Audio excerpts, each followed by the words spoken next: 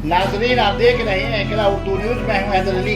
मगरबी बंगाल असेंबली चुनाव के छठे मरहले के दौरान बैरकपुर असेंबली हल्का के टीटल म्यूनसिपलिटी के मातहत 14 और 22 वार्ड विवेक नगर बमबाजी से लड़त उठा, जिसमें 6 लोगों के जख्मी होने की खबर है, जिन्हें बीएनबोस अस्पताल ले जाया गया।